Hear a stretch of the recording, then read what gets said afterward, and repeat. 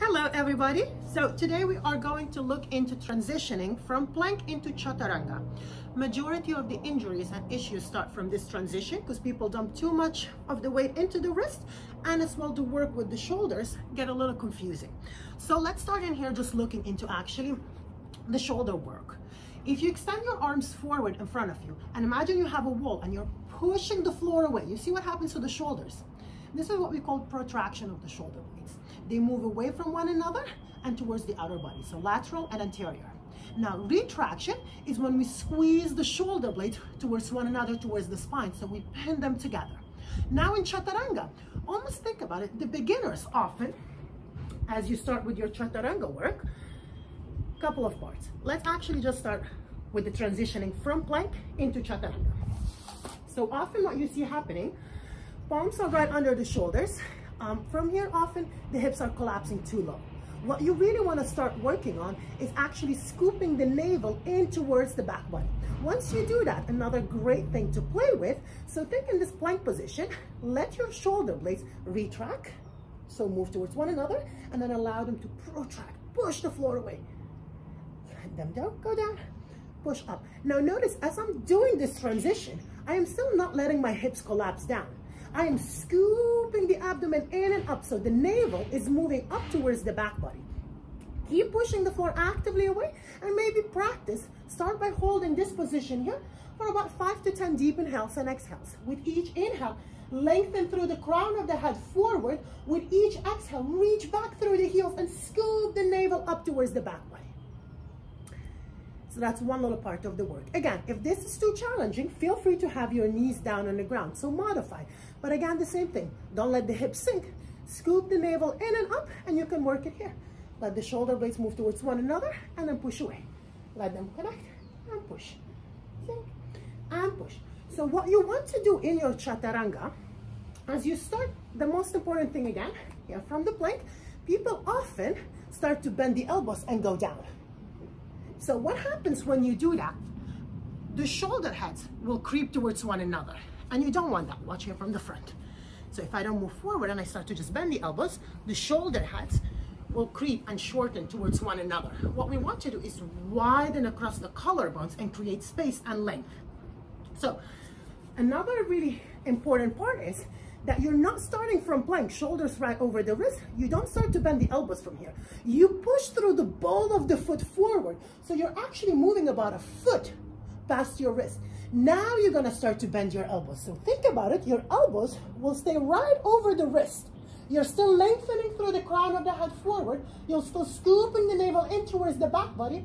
Shoulder blades will move towards one another, retraction, but you're trying to push the chest up to create the protraction. You're still widening across the collarbones from here, and then maybe a transition into upward dog.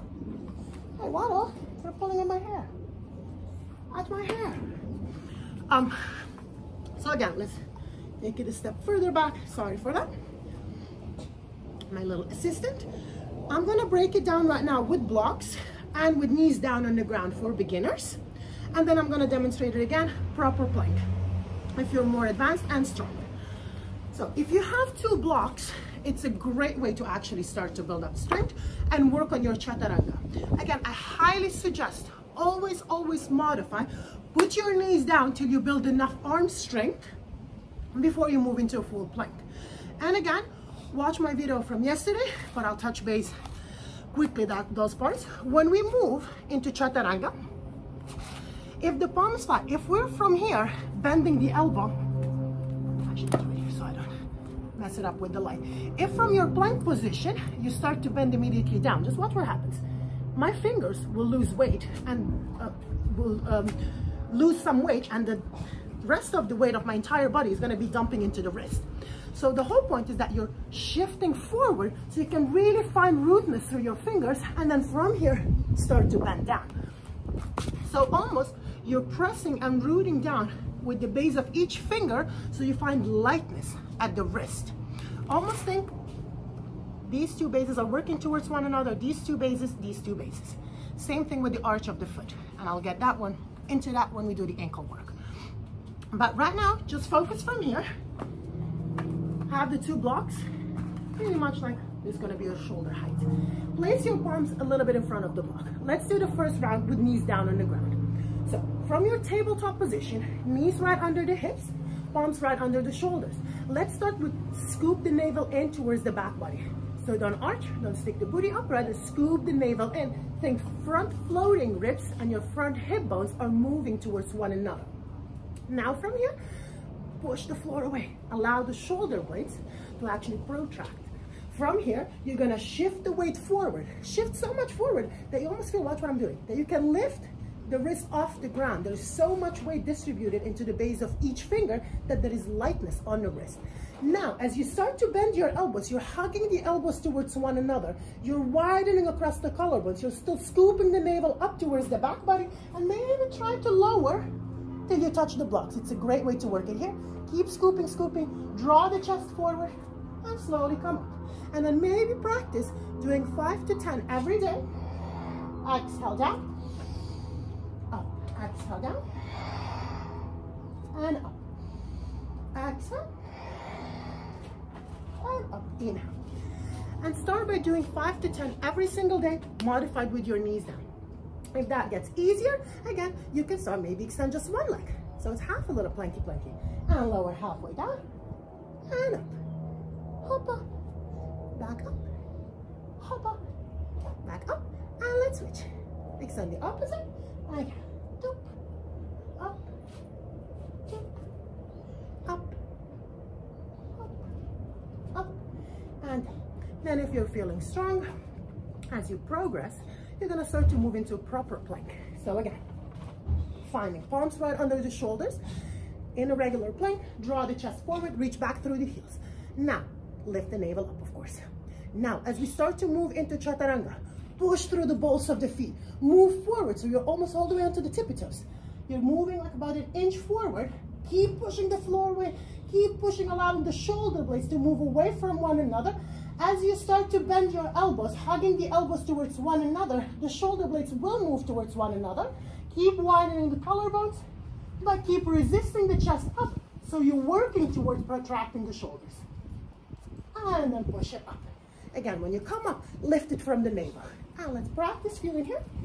I'll move the blocks so you can see actually the movement from here. And let's do a few together. Push and shift forward. Come halfway down. Resist, resist, resist. Push back up. Come halfway down. Resist, resist. Draw the navel up. Again. Calm down. And push up. And that will be basically the transition from plank into Chaturanga. Work on that for a while till you find a little bit more strength. Keep in mind, nothing, absolutely nothing happens overnight, except a good night of sleep. But it's really consistency and repetition that will get you there. It's doing something over and over and over again. And don't forget that yoga is really bringing awareness to everything we're doing, mentally, physically, and emotionally. So as you're transitioning, a lot of shit will start to come up. Deal with it.